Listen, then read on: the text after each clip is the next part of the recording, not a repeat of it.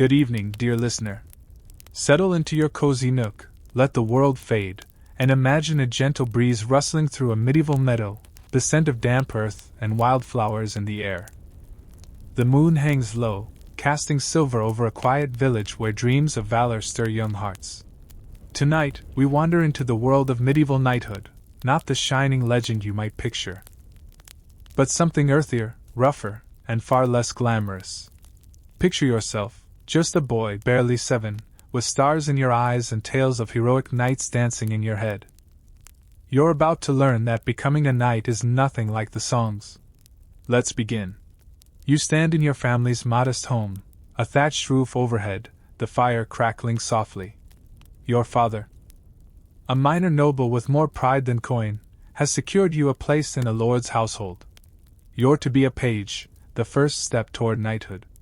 It sounds grand, doesn't it? You imagine wielding a sword, riding a noble steed, and winning glory. But as you trudge through the muddy courtyard of the lord's manor, your small bundle of belongings slung over your shoulder, reality settles in like a cold drizzle. The air smells of wet straw and horse dung, and your new life is less about heroics and more about hard labor. As a page, your days begin before dawn. You stumble out of the shared sleeping quarters, a chilly stone room where you and other boys huddle on straw pallets. The older pages nudge you awake, their whispers tinged with that knowing tone. Asterisk, you'll learn soon enough, star. Your first task? Mucking out the stables. You shovel manure, your hands blistered, while the horses snort and stamp. The lord's prized estrier, a beast worth more than your family's land, eyes you warily. You're told to brush its coat, but one wrong move, and you're dodging a hoof. Romantic, isn't it? You chuckle to yourself, imagining telling your future squire, asterisk, "Oh, the glory of dodging horse kicks!" Asterisk. Yet there's a rhythm to this life. You learn to move quickly, to anticipate the needs of the household. You carry trays of bread and ale to the lord's table, your arms aching under the weight. The great hall buzzes with laughter and the clink of goblets. But you're not there to feast. You hover at the edges, refilling cups, dodging the occasional swipe from a drunken knight who thinks it's funny to trip you. The food, though, oh, it tempts you.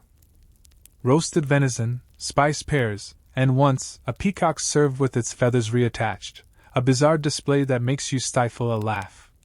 Who has time to glue feathers back on a bird? Apparently.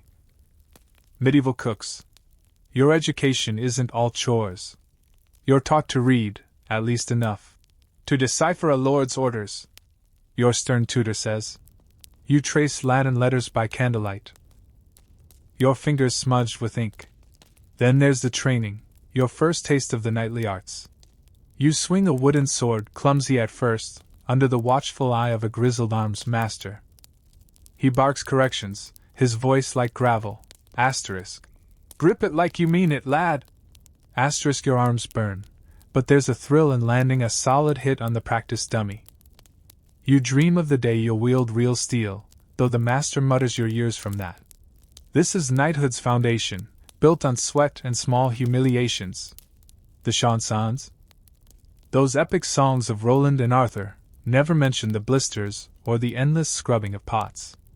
You overhear the older boys joking about a page who once tried to impress a lady by reciting poetry, only to slip in mud and ruin his tunic. You smirk. Asterisk, at least you haven't done that yet. Asterisk, but the grind wears on you. The manor feels like a world of its own, with rules you're still learning. You're expected to be silent, obedient, and invisible, yet always ready to serve. It's a strange dance, and you're not sure you like the tune. One evening, as you polish a knight's boots by the fire, you hear a story that sticks with you. The knight, Sir Baldwin, a man with a scar across his cheek, speaks of a page who saved his lord's life by noticing a poisoned goblet. The boy was knighted years later, a rare honor. You wonder if you'd have that kind of courage. Historians still debate whether such tales were common or just propaganda to keep boys like you hopeful. Either way, it plants a seed. Maybe, just maybe, this toil is worth it. The days blend together, a cycle of labor and learning. You catch glimpses of the knights, men in gleaming armor, their voices commanding respect. But you notice their weariness too, the way they wince when removing their heavy gear. Knighthood, you're starting to see, is not all tournaments and triumphs. It's a path of endurance, and you're only at the beginning. You lie awake at night, the snores of other pages filling the room, and wonder if you're cut out for this. The wind howls outside, and you pull your thin blanket tighter, dreaming of warmer days. As you drift off, the manor settles into silence, save for the distant hoot of an owl. You're a boy with a dream. But the road ahead is long, and it smells faintly of stables. Tomorrow, you'll rise again, shovel in hand, chasing a future that feels both impossibly far and strangely close. The medieval world doesn't care for your fantasies, but it's teaching you something. Glory, if it exists, is earned through grit. The manor slumbers under a blanket of mist, dear listener. As you imagine yourself stirring in the pre-dawn chill, the scent of damp stone and wood smoke curling around you, picture the soft clatter of pots from the kitchen, the faint glow of a lantern swaying in the courtyard. You're still a page, a boy with dreams of knighthood, but the reality is a grind of chores and lessons. The stars are fading, and your day is about to begin again. Let's slip back into this quiet, relentless world, where the path to glory feels like an uphill trudge through mud. You rise from your straw pallet, bones aching from yesterday's labors. The other pages are already shuffling about, their breath visible in the cold air.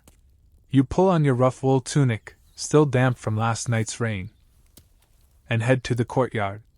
Your morning task is fetching water from the well, a heavy bucket swinging from your hands. The rope bites into your palms, and you mutter to yourself. Asterisk. If this is knighthood, I'd rather be a baker. Asterisk, the thought makes you smirk. Imagine the warmth of a bakery, the smell of fresh bread. But no, you're here, splashing icy water on your face to stay awake. Your chores are endless. After the well, you're sent to the kitchen to help the cooks. You chop turnips until your fingers cramp, the sharp tang of onions stinging your eyes. The head cook, a woman with a voice like a war horn, barks orders. Asterisk. Faster, lad, or we'll all starve. Asterisk, you catch a glimpse of tonight's feast being prepared, a whole peacock, its feathers painstakingly reattached for display. You can't help but chuckle at the absurdity. Who decided a dead bird needs to look pretty? It's one of those quirky medieval habits, like knights wearing spurs to church. You shake your head, wondering if you'll ever understand this world. But it's not all drudgery. Your combat training is picking up, and today, you're handed a wooden sword for sparring. You face another page, a lanky boy named Godwin, who's quicker than he looks. The arms master watches, his eyes sharp as a hawk's. Asterisk. Keep your guard up. Asterisk, he growls as Godwin's sword thwacks your shoulder. You wince but swing back, feeling a spark of pride when you land a hit. The courtyard echoes with the clack of wood and the grunts of effort. This, at least, feels like the knighthood you imagined, until you trip over a loose cobblestone and land in the dirt. Godwin snickers, and you mutter, asterisk. Laugh now, I'll get you tomorrow. Asterisk. This training is no game. The year is 1270, and England is caught in the tail end of the Second Barons' War. Knights are needed, and boys like you are being molded for battle.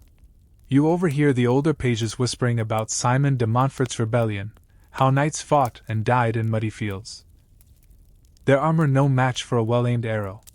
The reality of war feels distant, but it's creeping closer, like a storm on the horizon. You're too young to fight, but the stories make you grip your wooden sword a little tighter. Between lessons, you're taught manners, how to bow, how to serve at table without spilling wine. It's tedious, but you notice the ladies of the household watching, their smiles kind but distant. You're still a child in their eyes, not a knight. One day, you're tasked with carrying a tray of candied fruit to the Lord's table. The great hall is alive with music, a lute player strumming a soft tune. You weave through the crowd, careful not to trip, and catch the Lord's eye.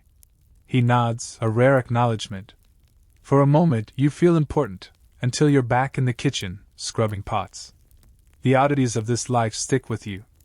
At the feast, you see the peacock served, its feathers fanned out like a king's crown.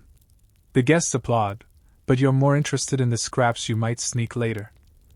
You overhear a knight joking about a rival who once tried to impress a lady by juggling apples, only to drop them all. You stifle a laugh, imagining yourself avoiding such blunders. But the knight's world is full of these strange rituals, like the way they toast to saints you've never heard of, their voices slurring with ale. As the days pass, you start to see the manor as a living thing, its rhythms shaping you. The cold mornings, the ache in your muscles, the rare moments of praise, they're all part of this strange apprenticeship. You're learning to endure, to keep going even when your body begs for rest. Historians still debate whether this harsh training built better knights, or just broke boys too weak to survive. You're not sure yet, but you feel a quiet stubbornness growing inside you. Night falls, and you collapse onto your pallet, the snores of the other boys a familiar lullaby. Outside, the wind sighs through the trees, carrying the faint clang of a blacksmith's hammer.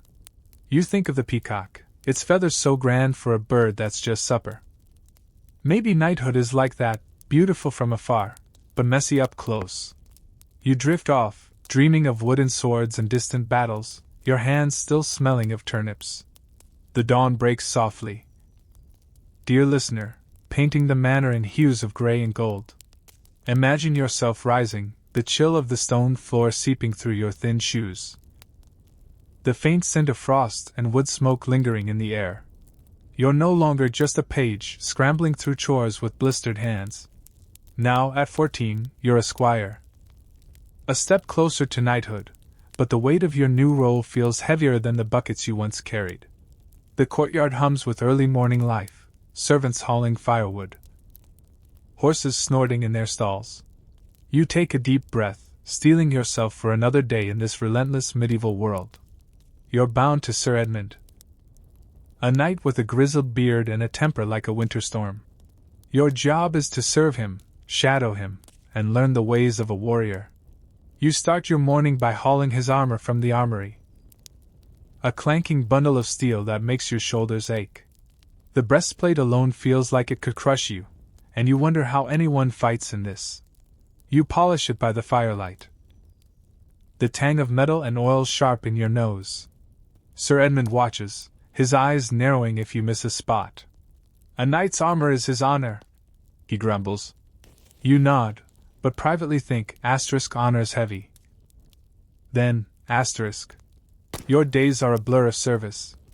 You saddle Sir Edmund's horse, a massive beast that flicks its tail in your face. You carry his lance, shield, and sword to the training field, your arms burning under the weight. The other squires tease you when you stumble, but you bite back a retort. Let them laugh, you think, I'll outlast them. There's a quiet pride in your endurance. Even if it's just surviving another day of lugging gear through the mud. You remember the peacock from your page days, its feathers so grand for a meal. Maybe you're like that bird, slogging through the muck for a chance at glory. Training is tougher now. You spar with real swords, blunted but heavy, the clang of steel echoing across the field. Sir Edmund drills you in footwork, shouting, move like you mean it! Your muscles scream, but you learn to parry, to strike, to take a hit without flinching. One day, you land a solid blow on another squire's shield, and Sir Edmund grunts in approval. It's not praise, not really, but it's enough to make you stand taller. You're starting to feel like a warrior, even if your hands are still raw from polishing boots. Life as a squire isn't all combat. You serve at table during feasts, pouring wine with a steady hand while lords and ladies chatter about wars and marriages. The great hall glows with candlelight, the air thick with the scent of roasted boar and spiced ale. You catch snippets of gossip, a knight who lost his lands, a lady who spurned a suitor with a slap. You smirk, imagining yourself dodging such dramas. But there's an odd detail that sticks with you, the way squires are expected to carve meat at table, a skill as vital as swordplay. You fumble your first try, earning a scowl from Sir Edmund, who knew knighthood involved slicing venison. The cost of knighthood is becoming clear. In 1290, England's knights are vital to the crown, especially with tensions brewing in Scotland. You overhear Sir Edmund cursing the price of his gear. A single suit of armor could bankrupt a small estate.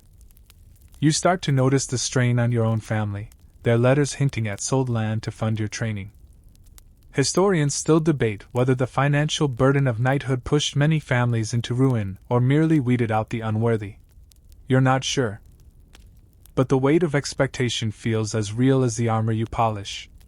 There's a quirky side to this life, too. You discover that squires sometimes wear their knight's spare cloak to bed. A practical way to stay warm in the drafty manor. It's a strange intimacy, wrapping yourself in Sir Edmund's wool, the faint smell of sweat and leather clinging to it. You chuckle, thinking of telling your future squire, sleep in my cloak, it's tradition. But it's these small oddities that make the days bearable. Like the way the other squires bet acorns on who can polish a helm fastest. As winter creeps in, the mornings grow brutal. You wake to frost on the windows, your breath clouding in the air. You polish armor in the armory, your fingers numb, the fire too weak to warm you. Sir Edmund rides out on patrol, and you trail behind, leading his spare horse through sleet. The road is a mire of mud, and you slip, earning a barked reprimand. Keep up, boy. You grit your teeth, dreaming of the day you'll ride beside him, not behind. But for now, you're a squire, caught between boyhood and the knight you hope to become. Night falls, and you collapse by the fire, the manor quiet save for the crackle of logs. You think of the armor, its shine hiding the toil it demands. Knighthood, you're learning, is less about heroics and more about persistence, one freezing morning at a time. Outside, the wind howls, but you're warm. At least for now, dreaming of swords and the day you'll wear that armor yourself. The manor wakes slowly, dear listener, wrapped in a hush of early morning fog. Imagine yourself standing in the armory, the air heavy with the scent of oiled steel and leather, a faint chill clinging to the stone walls. You're a squire now, your hands callous from years of service, and today marks a milestone. You're to try on a full suit of armor for the first time. The thought sends a shiver through you, not just from the cold. Outside, a rooster crows, and the world feels poised on the edge of something new. Let's step back into this gritty, unglamorous journey toward knighthood, where every step feels heavier than the last. You stand before the armor, a gleaming puzzle of plates and chains laid out on a wooden rack. Sir Edmund looms nearby, his voice gruff. Get to it, lad. You're not a knight yet. You start with the padded gambeson, a thick quilted jacket that smells faintly of sweat and mildew. It's heavier than you expected, clinging to your shoulders like a wet blanket. Next comes the chainmail hauberk, a cascade of interlinked rings that slithers over your arms with a metallic hiss.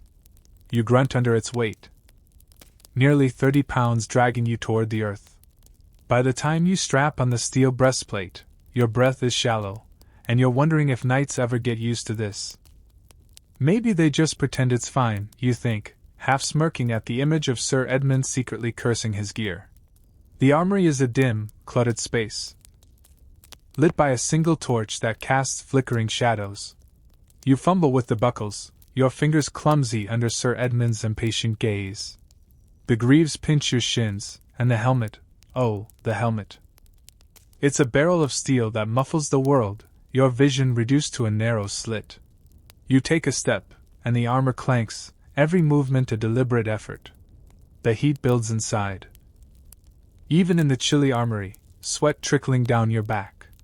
You imagine wearing this in a summer battle and shudder. Knighthood's supposed to be glorious, not a portable oven, you mutter to yourself, the thought almost making you chuckle. You're sent to the training yard to test your mobility. The other squires watch, their grins barely hidden. You try to swing a sword, but the armor restricts your arms, turning your practice strikes into awkward chops. You trip during a lunge, landing with a clatter that echoes like a dropped pot. The arm's master barks, asterisk. Up, boy! You're not fighting in a tavern. Asterisk, you scramble to your feet, cheeks burning beneath the helmet. Later, you overhear a squire joking about a knight who got stuck in his armor after a feast, needing 3 men to pry him out. You laugh, but it's a nervous sound. Could that be you one day? There's a quirky detail that surprises you, the use of straw padding. Some knights, you learn, stuff their armor with straw to cushion the weight and prevent chafing. It's a strange image, these steel-clad warriors rustling like scarecrows. You try it, tucking straw beneath your gambeson. And it helps, though you smell like a barn. You think back to the peacock from your page days, its feathers a vain display. Maybe straw is knighthood's version, practical but faintly ridiculous. You smirk, imagining telling your future squire, asterisk. Don't forget the straw, it's your best friend. Asterisk. The historical weight of armor is no small matter. Around 1,300. As plate armor became common in Europe, knights wore up to 60 pounds of gear, a burden that demanded immense strength and stamina. Tournaments and battles tested not just skill but endurance.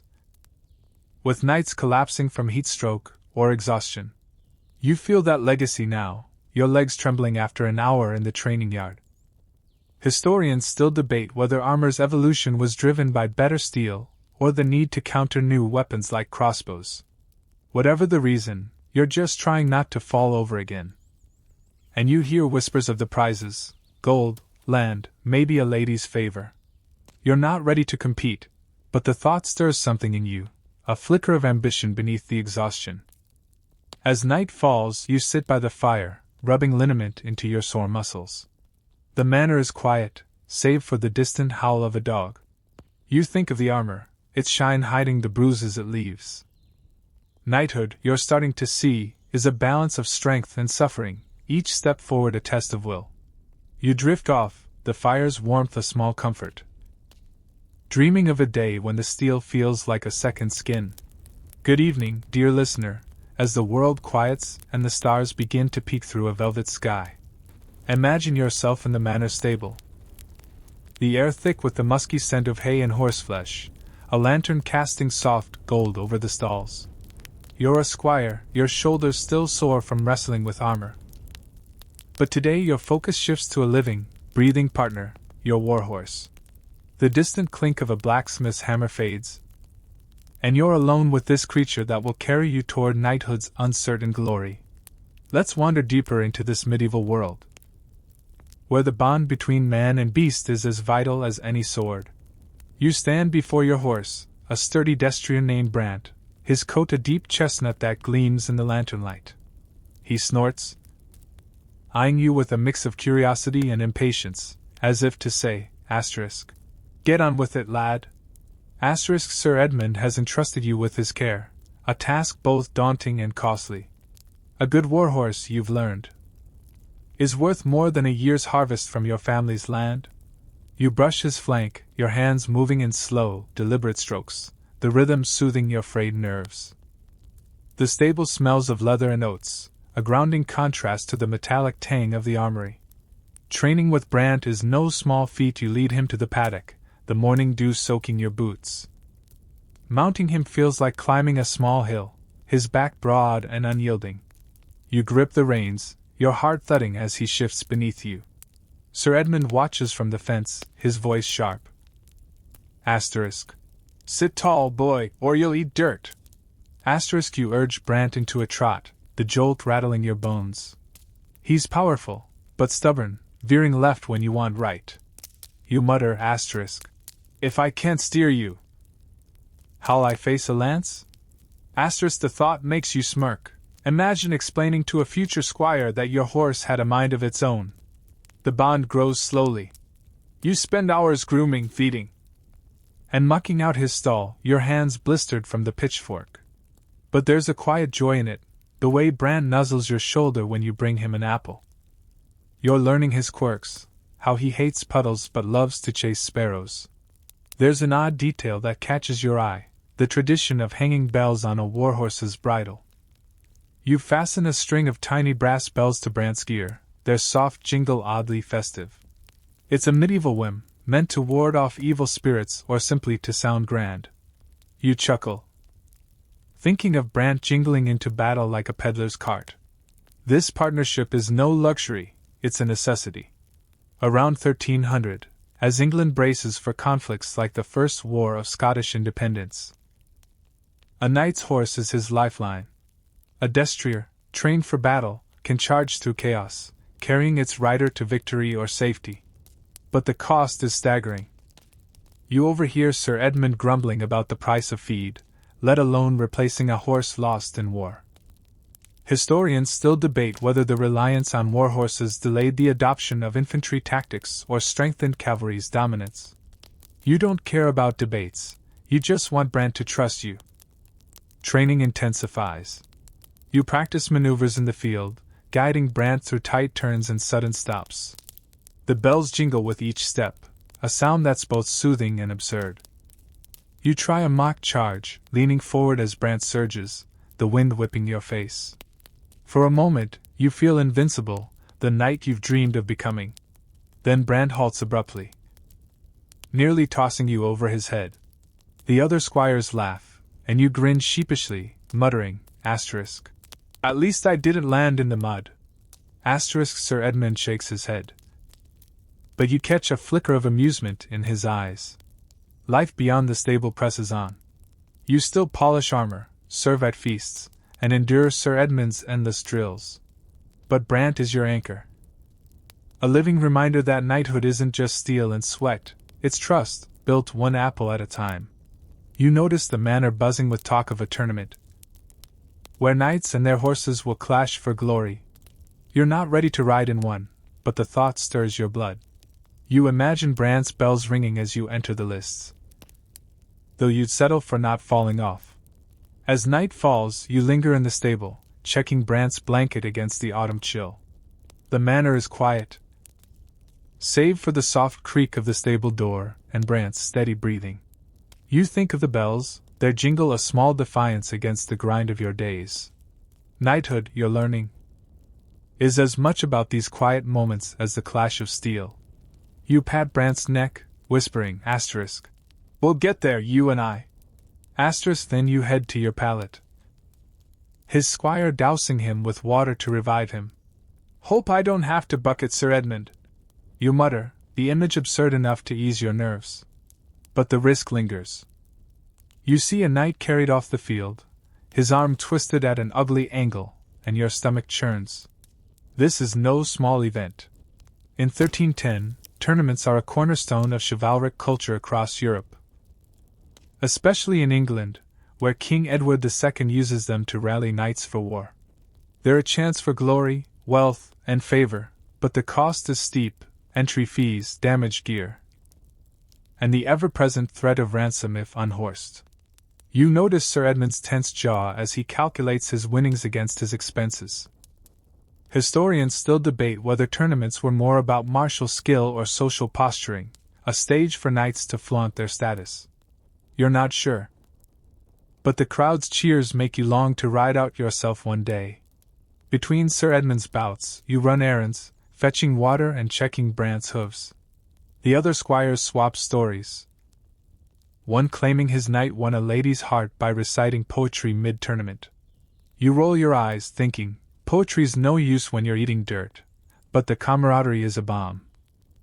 A reminder that you're not alone in this grind. You catch a glimpse of the stands, where lords and ladies laugh and wager, their worlds so distant from yours. Yet you feel a spark of pride. Your work keeps Sir Edmund in the fight, and that's no small thing. As the day wears on, the field grows muddy, the air thick with dust and cheers. Sir Edmund wins another round, and you hand him a fresh lance, your hand steadier now. He nods, a rare gesture, and you feel a flicker of belonging. But the exhaustion is real. Your legs ache from running, your tunic soaked through. You think of the peacock from your page days, its feathers a hollow show. Tournaments feel like that, all pomp hiding the bruises. You smirk, imagining telling your future squire, asterisk. Glory's just a fancy word for surviving the day. Asterisk. Night falls, the tournament winding down with a feast you're too tired to serve at. You collapse by the stable, Brant's warm bulk a comfort. The manor hums with laughter and music, but you're content here, the stars above a quiet witness.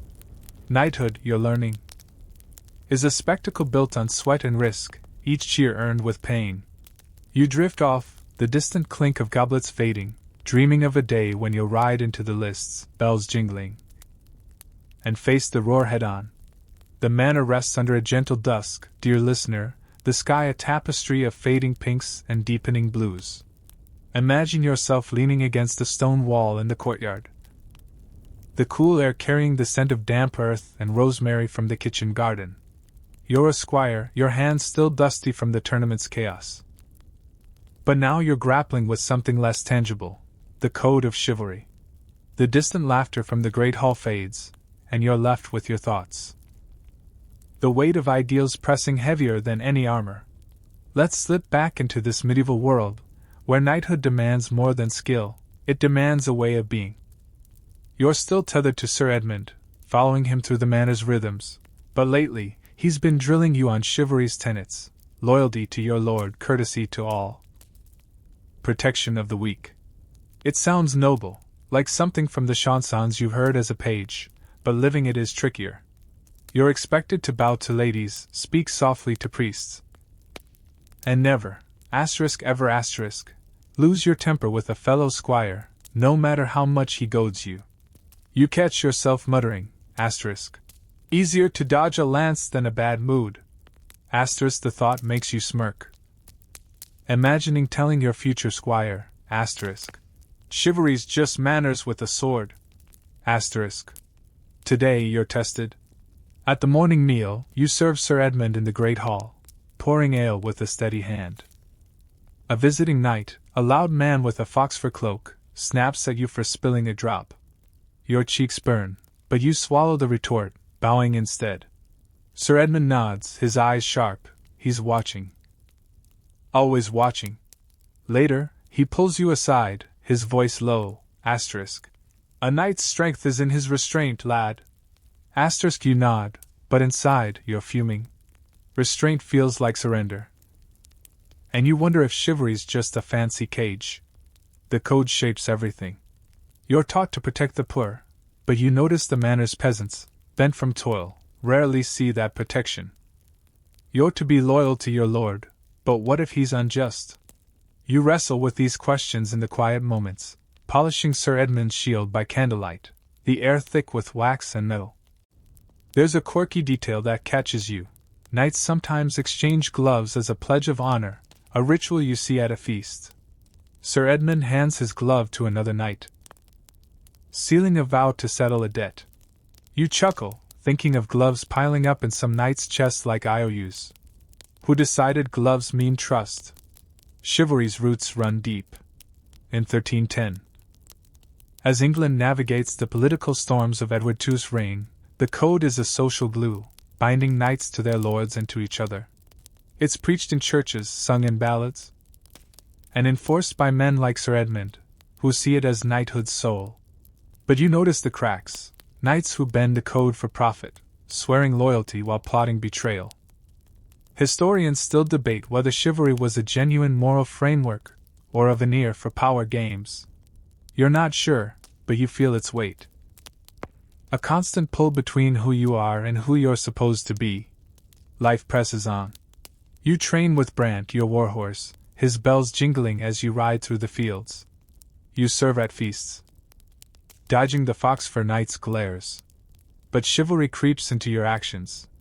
When a younger page drops a tray, you help him gather the scattered bread, ignoring the other squire's snickers. You rise before dawn, the frost crunching underfoot, and haul water for the stables. You spar in the yard, your sword heavier with each swing, Sir Edmund's voice a constant prod, guard up, lad! But chivalry lingers in the quiet moments, like when you pause to watch the sunset, the sky blazing over the hills. You think of the gloves, the vows, the ideals that seem so grand yet so fragile. You're starting to see knighthood as a balancing act, strength, skill, and a heart that doesn't harden. As night falls, you sit by the fire, the manor settling into silence. The air smells of pine and smoke, and you rub your hands still sore from the day's work. You think of the peacock from your page days, its feathers a hollow show. Chivalry feels like that sometimes. All shine and no substance. But there's something in it, a spark that keeps you going. You drift off, the fire's glow a faint comfort. Dreaming of a day when honor feels less like a burden and more like a choice. The evening wraps the manor in a gentle hush, dear listener, as a soft rain patters against the thatched roofs, filling the air with the scent of wet stone and moss. Picture yourself trudging through the courtyard, your squire's tunic clinging damply to your skin, a flickering lantern in hand. You're deep in the grind of knighthood's apprenticeship, but tonight, you're drawn into the heart of castle life, its drafty halls, smoky feasts, and quiet corners where the weight of chivalry lingers. The distant clink of goblets from the great hall calls you forward. Let's step into this bustling, chilly world, where knighthood feels less like glory and more like survival. You're still Sir Edmund's squire, tethered to his side as you navigate the lord's castle, a sprawling fortress of stone and timber. The days are long, filled with the familiar tasks, polishing armor, tending Brant, and dodging Sir Edmund's sharp tongue. But castle life is a new rhythm, a maze of corridors and expectations. You wake in a shared chamber, the straw mattress beneath you lumpy and prickling through your blanket. It's a far cry from the Chanson's tales of knights lounging in silk. You smirk, muttering, if this is luxury, I'd rather sleep in the stable with Brant. The thought of his jingling bells brings a faint smile. Simpler times, those stable days. Your mornings begin with a shiver, the castle's walls leaching cold even in late spring. You haul firewood to the great hall, your breath clouding in the air, and help stoke the massive hearth. The fire's warmth is a fleeting gift, but you're too busy to linger. You serve at breakfast, carrying trays of bread and salted fish to the lord's table. The hall buzzes with voices, knights boasting, ladies whispering, a minstrel tuning his lute. You weave through the crowd, careful not to spill, but a knight's elbow jostles you, and a goblet clatters to the floor. The room laughs, and you flush, thinking, chivalry's fine, but I'd settle for not being a target. Castle life has its quirks. You're surprised to learn that knights, despite their status, often sleep on straw mattresses like yours, their chambers barely warmer than the servants'. You catch a squire joking about a knight who stuffed his mattress with goose feathers, only to sneeze through the night. You chuckle, imagining Sir Edmund battling a sneezing fit. That'd be a story for the ages. But the castle's oddities ground you, like the way the cook insists on serving eels and jelly, a dish you dodge when scraps are offered. Who thought eels belong in jelly? Medieval tastes, you suppose, are an acquired mystery. The castle is a hub of power. In 1310, as England grapples with Edward II's turbulent reign, fortresses like this one are both homes and strongholds, hosting feasts and war councils alike. You overhear talk of Scottish raids and the king's faltering grip, knights weighing their loyalties over ale. Sir Edmund is often at the lord's side, his face grim as they discuss mustering men. You're not privy to the details, but the tension seeps into your days, a reminder that knighthood isn't just tournaments, it's preparation for bloodshed. Historians still debate whether castles were more defensive bastions or symbols of noble pride. You don't care, you just want to stay warm. Life presses on. You train in the courtyard, sparring under a drizzle, your swords slick with rain. Sir Edmund drills you harder now, his voice cutting through the damp. Faster, lad, or you'll be a Scotsman's trophy. You grit your teeth, your muscles burning, but you're stronger than you were. You tend Brant, his warmth a comfort against the chill, and serve at feasts, where the lord's daughter offers you a rare smile. It throws you off, and you nearly drop a platter, earning a scowl from Sir Edmund. You mutter, at least I didn't spill the eels. The code of chivalry lingers, urging courtesy. But you're still learning its dance. The castle's quieter moments are your refuge. You steal a moment by the chapel, its candles casting a soft glow, and watch the clouds drift over the battlements. You think of the gloves knights exchange, the straw in your armor, small rituals that tether you to this life. You're starting to see the castle as a living thing, its walls holding stories of triumph and loss. You wonder if you'll leave your mark here, or if you're just another squire passing through. As night deepens, you collapse onto your mattress. The rain a soft lullaby against the walls. The castle sleeps, save for the creak of a guard's boots on the ramparts. You think of the peacock from your page days. Its feathers a fleeting show. Castle life feels like that, grand but exhausting. Knighthood, you're learning, is woven into these stones, each day a test of endurance. You drift off. The fire's embers fading, dreaming of a day when the castle's weight feels like home. The night is soft, dear listener, cloaking the castle in a quiet so deep you can almost hear the stars. Imagine yourself trudging across a muddy field, the air heavy with the scent of rain-soaked earth and the faint tang of campfire smoke. You're a squire, your boots caked with grime, far from the castle's flickering hearths.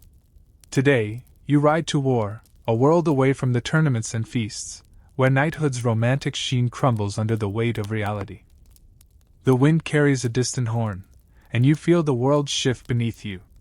Let's step into this grim, sodden chapter, where glory feels like a distant lie. You ride behind Sir Edmund. Brant's bells muffled to avoid detection, your heart thudding with a mix of fear and resolve. The year is 1314, and England marches toward the Battle of Bannockburn. A clash with the Scots that will test knights like never before. The army is a sprawling mass, knights in dented armor, foot soldiers muttering prayers, carts creaking under supplies. The rain falls in sheets, turning the ground to a quagmire. You clutch Brant's reins, your hands numb, and think, if this is knighthood, I'd trade it for a dry bed. The thought makes you smirk. But the chill seeps deeper, and humor feels thin. Your role is to keep Sir Edmund ready, his armor polished, his weapons sharp, his horse fed. But war is chaos. You struggle to pitch a tent in the mud, the canvas slipping through your frozen fingers. You fetch water from a swollen stream, slipping on the bank and soaking your tunic. Sir Edmund's temper frays. You think of the castle's straw mattresses, chuckling grimly, even those lumps sound like paradise now. War's oddities surprise you. The camp buzzes with other quirks, soldiers betting on whose horse can stomach the worst fodder, or knights carving tally marks on their shields for each foe they've faced. You wonder if you'll ever have a tally of your own. The reality of war is brutal. Bannockburn looms, a battle where Robert the Bruce's smaller force will outmaneuver England's knights, proving cavalry's limits against cunning tactics. You don't know the outcome yet, but you feel the tension, the way knights glance at the horizon, their bravado masking fear. You help Sir Edmund don his armor, the steel cold and slick with rain. He's heavier now, his movements slower, and you wonder if it's age or dread. Historians still debate whether Bannockburn's loss was due to poor leadership or the Scots' superior strategy. You just know the mud makes every step a fight. Life in camp is a grind. You snatch sleep under a leaking tent, waking to the drone of rain and the snores of men. You tend Brant, his coat matted with dirt, and whisper apologies for the meager oats. The other squires share grim jokes, one claiming he saw a knight slip in the mud and curse like a fishwife. You laugh, but it's hollow. War strips away the polish of knighthood, leaving only endurance. You think of the gloves knights exchanged in the castle, symbols of honor that seem laughably distant here. Honor, you're learning, is less about vows and more about surviving another dawn. The days blur, each one a slog of mud, hunger, and waiting. You sharpen Sir Edmund's sword by firelight, the blade catching the flame's glow. You overhear talk of the Scots' movements, their spears and schiltrons, formations you don't fully understand but fear. Sir Edmund drills you in the camp's edge, practicing thrusts in the drizzle. "Stay alive, lad," he says, his voice softer than usual. It's the closest he's come to kindness, and it unsettles you. You want to be brave, but the weight of war presses hard, like armor you can't shed. As night falls, you huddle by a dying fire, the camp quiet save for the patter of rain. You think of the peacock from your page days, its feathers a mockery of this grim reality. Knighthood you're seeing is not the Shansan's shining dream, it's a test of will, fought in the muck. You pat Brant's neck, his warmth a small anchor, and drift off. The distant rumble of thunder blending with your dreams of battles yet to come. The world is cloaked in a pre-dawn stillness, dear listener. The air heavy with the scent of damp earth, and the acrid tang of burning pitch. Imagine yourself crouched in a muddy trench, the distant glow of a besieged castle flickering like a dying star. You're a squire, far from the castle's feasts and tournaments, now caught in the grinding reality of a siege. The low moan of wind carries the creak of siege engines, and your heart beats a steady, anxious rhythm. Let's wade deeper into this tense, hungry chapter of knighthood, where survival is the only glory. You're still bound to Sir Edmund. Camped outside a rebel-held fortress in the summer of 1314, after the bitter defeat at Bannockburn. The English army, battered but stubborn, seeks to reclaim this stronghold. You huddle in the siege lines, your tunic stiff with dirt, Brant tethered nearby, his bells long removed to avoid betraying your position. The air is thick with tension, knights muttering, archers checking their bowstrings, and you, tasked with keeping Sir Edmund's gear ready in this endless standoff. You mutter, asterisk, if this is knighthood, I'd rather be back mucking stables. Asterisk, the thought of those simpler days, with their scent of hay, makes you smirk, but the hunger gnawing your belly keeps you grounded. Sieges are a different beast from open battle. There's no charge, no clash of lances, just waiting, watching, and starving. You fetch dwindling rations, a hunk of stale bread and a sliver of cheese, shared with Sir Edmund under a leaky canvas. The castle's walls loom, unyielding, their defenders hurling insults, and the occasional arrow. You help haul stones for the trebuchet, your shoulders aching, the machine's grown a constant backdrop. Sir Edmund's face is gaunt, his temper sharper than ever, asterisk. Keep moving, lad, or we'll rot here. Asterisk, you nod, but the exhaustion is a weight heavier than any armor. A bizarre detail catches your eye. Hunger drives men to desperate measures. You overhear knights joking, half seriously, about boiling their leather belts for soup. One squire swears he saw a knight chew his scabbard in delirium. You chuckle, muttering, asterisk, hope Sir Edmund's boots aren't next. Asterisk, it's a grim humor, but it binds you to the others, a shared defiance against the siege's grind. You think of the saint's relic Sir Edmund carried at Bannockburn, wondering if he still kisses it for luck. Faith feels distant when your stomach's empty, but you don't say it aloud. The siege is a historical pivot. In the early 14th century, sieges like this one define warfare, testing knights' endurance as much as their courage. Castles, once impregnable, face new threats, trebuchets, starvation, betrayal. You see the toll on Sir Edmund, his armor hanging looser on his frame. He speaks less of glory now, more of duty. His eyes scanning the walls for weakness. Historians still debate whether sieges favored defenders or attackers, with outcomes hinging on supplies or morale. You don't care about theories, you just want a meal that isn't moldy. Life in the siege camp is a cycle of labor and waiting. You tend Brant, his ribs showing through his coat, and whisper apologies as you ration his feed. You sharpen Sir Edmund's sword by firelight, the blade's edge a faint comfort. The other squires share stories, one claiming he dreamed of the castle's kitchens, piled with roast pheasant. You grin, thinking of the peacock from your page days, its feathers a mockery of this hunger. Asterisk. I'd eat the feathers now. Asterisk, you mutter, earning a laugh. But the jokes fade as the days drag, each one blurring into the next. The siege's tension spikes. One night, a shout rouses the camp, scouts report a sally from the castle. You scramble to Sir Edmund's side, helping him into his armor, your hands shaking. The skirmish is brief but brutal. Torches flaring in the dark, steel clashing. You stay back, holding Brant, but the cries echo in your ears. Sir Edmund returns, bloodied but whole, his face a mask of weariness. You clean his armor in silence, the metallic tang mixing with the mud stench. Chivalry's ideals, honor, protection, feel hollow here, where survival is the only code. As dawn breaks, the castle still stands, its walls mocking your efforts. You sit by a smoldering fire, the camp quiet save for the creak of a cart.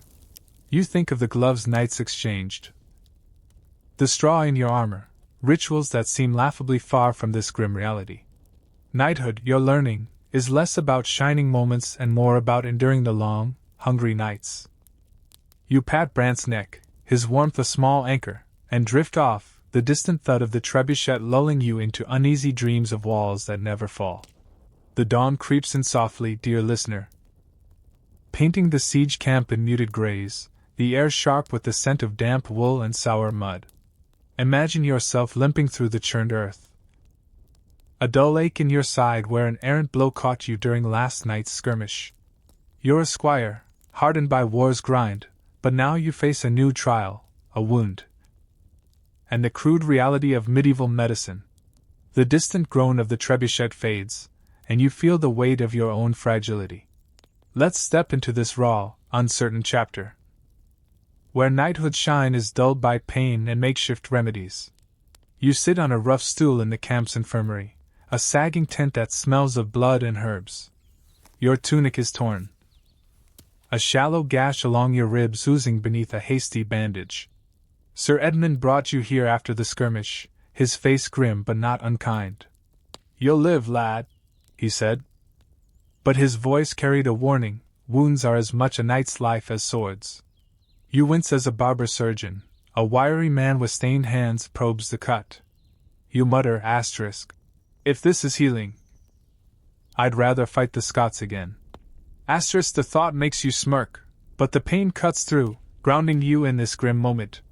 The barber surgeon is no physician. In 1314, medicine is a patchwork of folklore, prayer, and trial by error. He cleans your wound with vinegar, the sting making you hiss, then slathers it with a paste of honey and yarrow. Keeps the rot out. He grumbles, wrapping it in linen that's seen better days. You're lucky, he says, the gash is shallow, not like the knight in the next cot, his leg mangled by a mace. You glance over, then away, the sight churning your stomach. You think of the boiled leather from the siege's hungry days. At least you're not eating bandages yet. A quirky detail catches you. Faith feels like a luxury when your side throbs with every breath. Wounds are a knight's reality. The Battle of Bannockburn and its aftermath have left the army battered, with infections claiming more lives than swords. You see knights hobbling, their armor hiding bandages, their faces pale from blood loss. Sir Edmund visits, his armor dented, and hands you a small pouch of dried herbs. Chew these for the pain, he says, then leaves to plan the siege's next move. You're grateful, but the herbs taste like dirt, and you wonder if they're doing anything at all. Historians still debate whether medieval herbal remedies were effective or just placebo, their success lost to inconsistent records. You don't care, you just want to stand without wincing. Life in the camp creeps on. You're excused from heavy duties, but you still tend Brant, his warm bulk a comfort as you lean against him. The other squires help, one sneaking you an extra sliver of bread. You're weaker than you'd like, your movements slow, but you force yourself to sharpen Sir Edmund's sword by firelight. The familiar task a defiance of your pain. You think of the castle's feasts, the eels and jelly you once dodged. A plate of that sounds heavenly now. The memory makes you smile. A fleeting escape from the tense grim air. The infirmary is a world of its own, filled with groans, whispered prayers, and the barber's muttering. You watch him stitch a knight's arm, his needle flashing in the dim light. You're struck by the fragility of it all. Knights, so mighty in their steel, brought low by a single cut. Chivalry's call to protect feels distant when you're the one needing protection. You overhear talk of the siege dragging on, the castle's walls still unbreached. You wonder if you'll be whole again before it falls, or if this wound will mark you forever. As night settles, you lie on a pallet, the tense canvas rippling in the wind. The pain has dulled to a steady ache, but sleep is elusive. You think of the peacock from your page days, its feathers a hollow promise. Knighthood feels like that now. All glory undone by a moment's violence. You clutch the herb pouch, its faint scent a small anchor, and drift off, the distant creak of the camp blending with dreams of a body that doesn't hurt. The evening unfurls gently, dear listener, wrapping the siege camp in a quiet mist, the air tinged with the scent of damp canvas and smoldering ash. Imagine yourself sitting by a flickering fire. Your wound now a dull throb beneath fresh bandages, the weight of war and healing pressing on your shoulders. You're a squire, still bound to Sir Edmund, but today your thoughts turn inward. Shaped by the faith that threads through this medieval world. The distant toll of a chapel bell cuts through the fog, calling you to reflection. Let's wander into this solemn chapter, where knighthood is as much about the soul as the sword. You're back in the camp's rhythm, though your injury keeps you from heavy tasks. You move slowly, tending Brant with careful hands, his warm breath a comfort against the autumn chill. The siege drags on, the castle's walls unyielding, but life here is punctuated by faith, prayers at dawn, masses in a makeshift chapel. Knights kneeling in the mud. You're expected to join, and you do, though your mind often wanders. The camp's priest, a gaunt man with eyes like burning coals, speaks of duty to God and King. You nod. But privately think asterisk. God's a tough master when you're starving. Asterisk the thought makes you smirk, a flicker of defiance against the sermon's weight. Faith is woven into knighthood's fabric. You notice Sir Edmund praying before each skirmish, his fingers tracing the vial of saints' tears he's carried since Bannockburn. It's a ritual you've seen in others, knights clutching crosses, muttering psalms, or vowing pilgrimages if they survive. You're tasked with carrying a small prayer book for Sir Edmund, its pages worn from use. One evening you flip it open. The Latin a blur to your untrained eyes, but the act feels grounding, like polishing armor or grooming Brant. You think of the boiled leather from the siege's darkest days, asterisk faith, at least. Doesn't need cooking, asterisk. A quirky detail catches you. Knights sometimes dedicate victories to obscure saints, figures you've never heard of, like Saint Cuthbert or Saint Guthlac. You overhear Sir Edmund vow to honor Saint Winifred if the castle falls, promising a candle at her shrine. You chuckle, muttering asterisk. Hope Winifred likes wax more than I like mud. Asterisk it's an odd tradition, these personal pacts with long-dead holy figures, but it reveals a softer side to the knights, men who face death yet cling to hope. You wonder if you'll pick a saint of your own one day, or if Brant's loyalty is enough divine intervention. This faith is no mere ritual. In 1314, the Church shapes every corner of England's war-torn society, from king to peasant.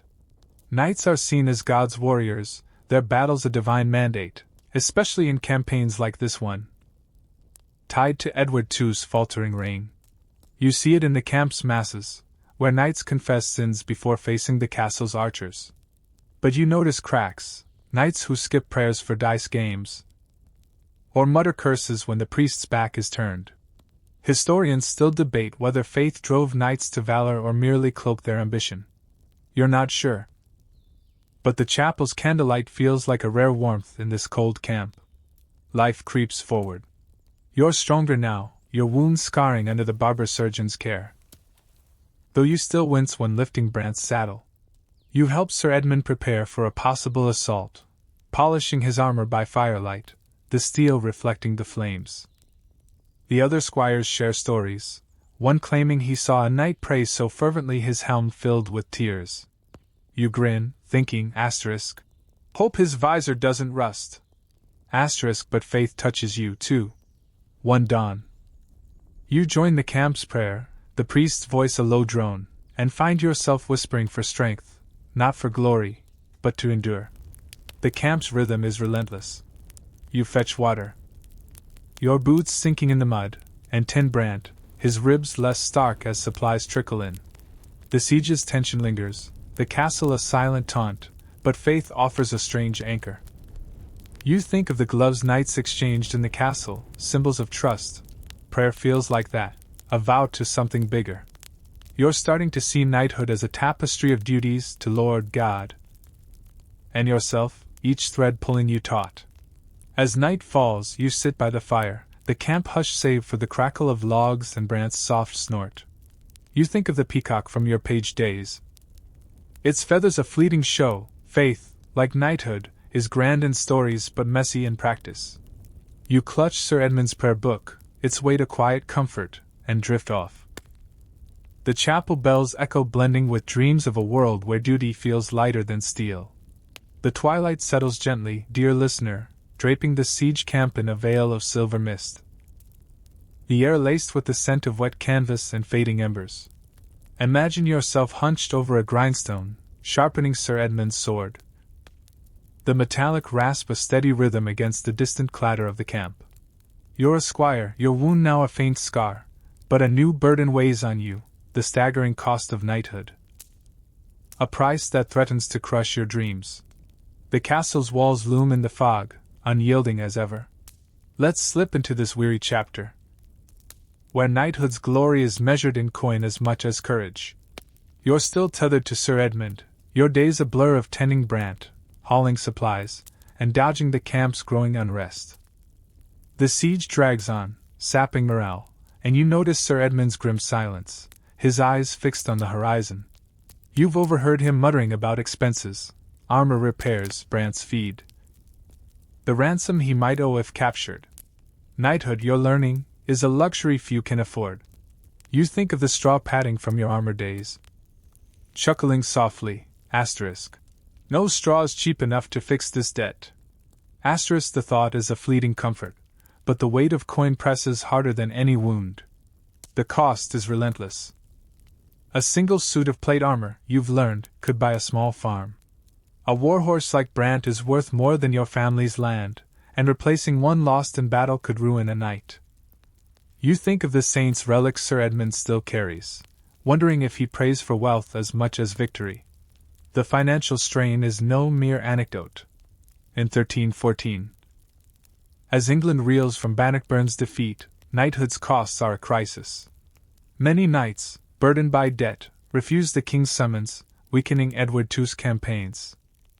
You see it in the camp, knights selling spare gear, squires pooling rations to save coin. Sir Edmund's temper flares when a merchant overcharges for nails to shoe Brant. You stay silent. But the numbers haunt you: armor, horses, ransoms, tournament fees. Historians still debate whether this economic pressure hastened knighthood's decline or merely exposed its flaws. You just know it's a chain tighter than any mail. Life in the camp grinds on. You rise at dawn, the mud sucking at your boots, and tend Brant, his coat dull from sparse feed. You help Sir Edmund don his armor, its weight a reminder of its price. The other squires share grim jokes, one claiming he'll sell his boots to buy a bride. You laugh, muttering. Asterisk. Hope she likes bare feet. Asterisk, but the humor fades as hunger gnaws. You think of the castle's feasts, the eels and jelly you once scorned. Asterisk, a bowl of that would be a king's ransom now. Asterisk, the siege's stalemate mirrors your own, trapped between ambition and means. The camp's rhythm is relentless. You sharpen weapons by firelight, the sparks fleeting against the fog.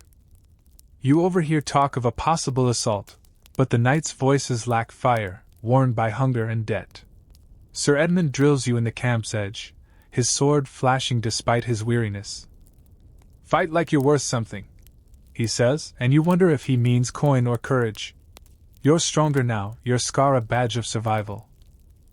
But the cost of knighthood looms like the castle's walls, unyielding and cold. As night deepens, you sit by the fire, the camp hush save for Brant's soft snort. You think of the peacock from your page days, its feathers a hollow boast. Knighthood feels like that, a shining dream that crumbles under debt's weight. You clutch Sir Edmund's prayer book. Its worn pages a faint anchor, and drift off, the distant creak of a cart blending with dreams of a world where glory doesn't come with a bill.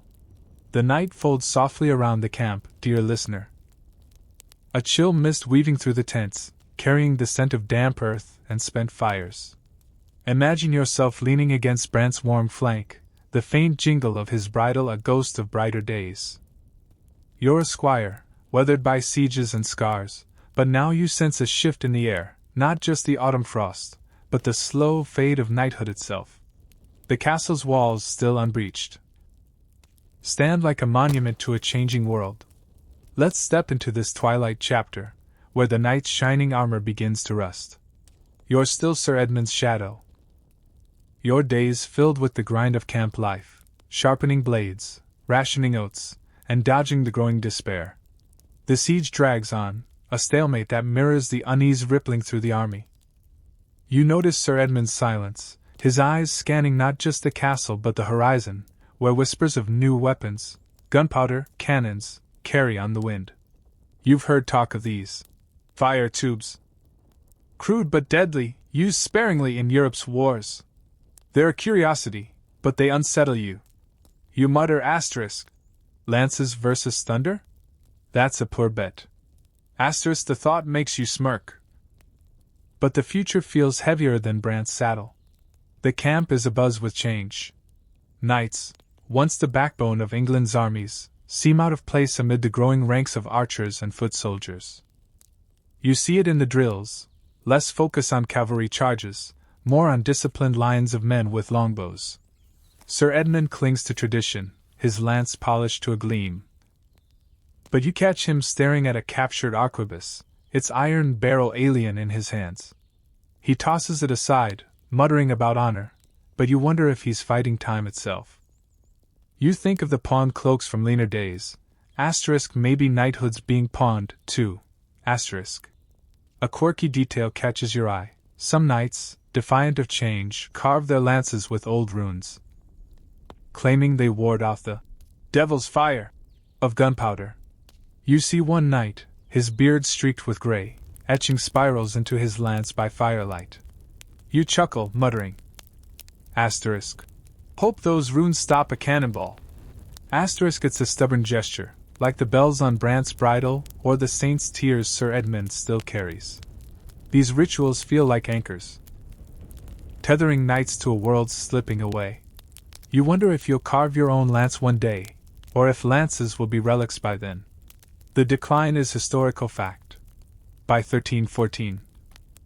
As England grapples with defeats like Bannockburn, the knight's dominance wanes. Gunpowder, though rare, is spreading, and longbows prove cheaper and deadlier than armored cavalry. You see it in the camp, knights sidelined in favor of archers, their armor too costly for dwindling coffers. Sir Edmund's face hardens when a captain praises the new way of war.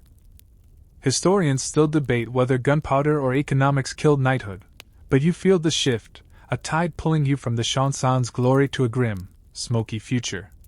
Life in the camp presses on.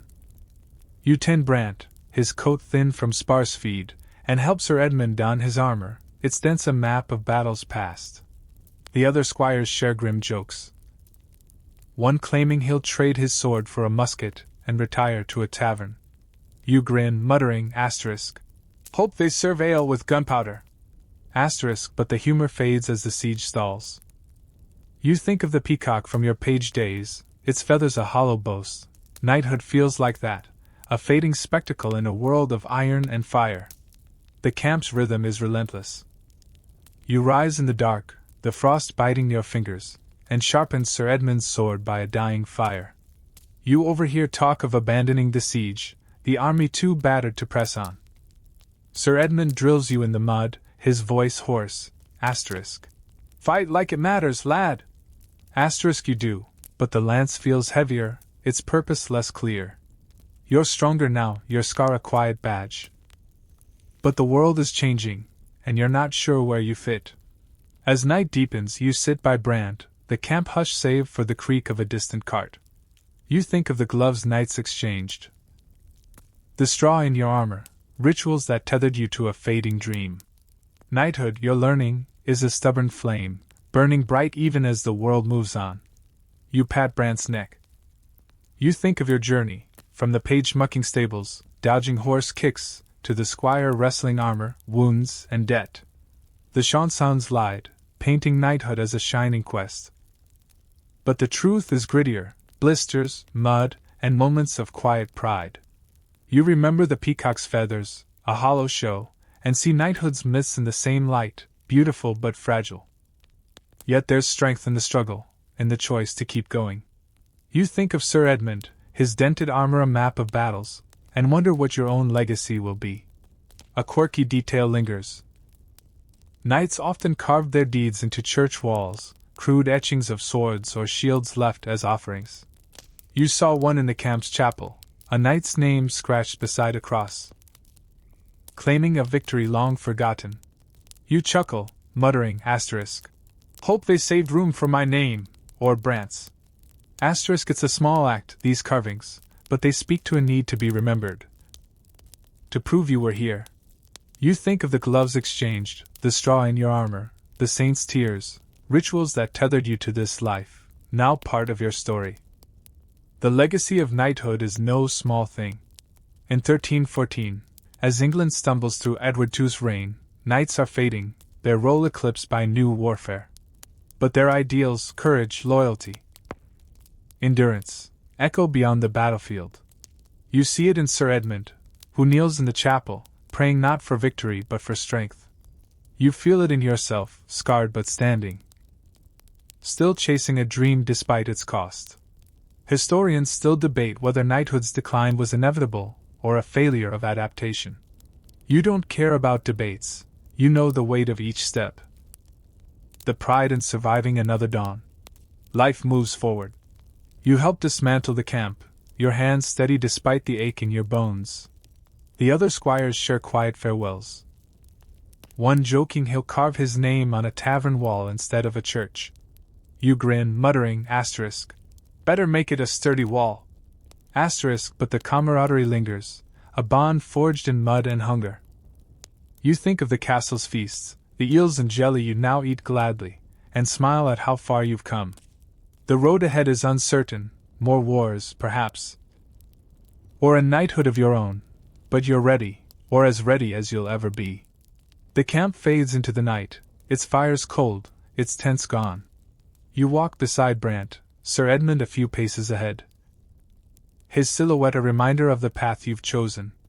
You think of the runes carved on lances, defiant against gunpowder's rise, and see knighthood's legacy in that defiance, a refusal to fade quietly. You're no hero, not yet, but you're part of something larger, a story that will outlive the castle stones. As the stars brighten, you pause, the world silent save for Brant's soft steps. You think of the boy who started this journey, wide-eyed and foolish, and the man you're becoming, scarred but unbroken.